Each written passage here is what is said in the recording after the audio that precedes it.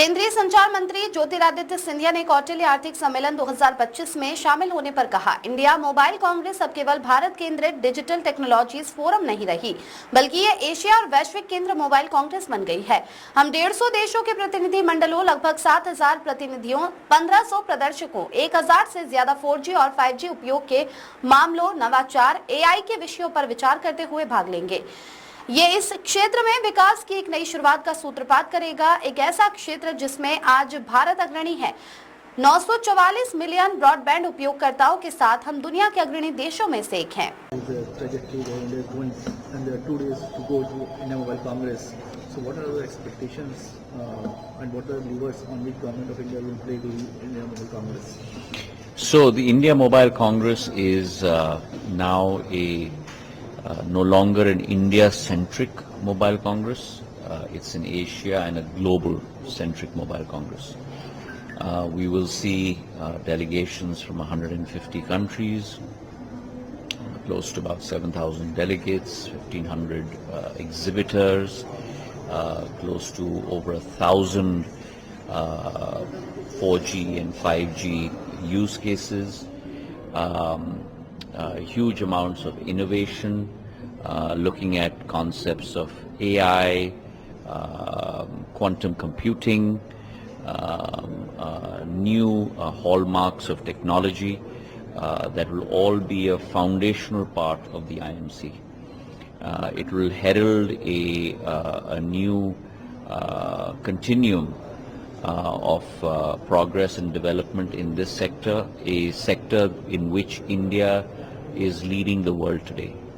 And I just mentioned that in my speech, that if you look at 944 million broadband users, you're talking about one of the, well, let me say this, the leading digital nation of the world. You have the second largest number of mobile subscribers in the world. So India today is pioneering in the area of communications, in the area of technology, in the area of AI. The Prime Minister's thrust both on telecom, which forms the backbone, and the digital highway on which AI, quantum computing, all of those reside, has been extremely clear. The AI mission that the Prime Minister has put in place has led to new innovations in India. The Semicon mission, which I talked about with an outlay of 76,000 crores, has also laid the pathway for India's value chain, from backward integration all the way to vertical integration along this chain. We have fabs coming up, as I mentioned, from Gujarat to Assam. The first chip is already being produced in India.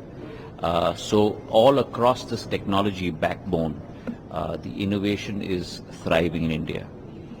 All the global majors are present in India in very, very large numbers. We also have innovation from domestic startups and entrepreneurs. Examples are Tejas Networks on the 4G stack along with CDOT. You've got VVDN, you've got Jabil, you've got Dixon's with a huge presence in India.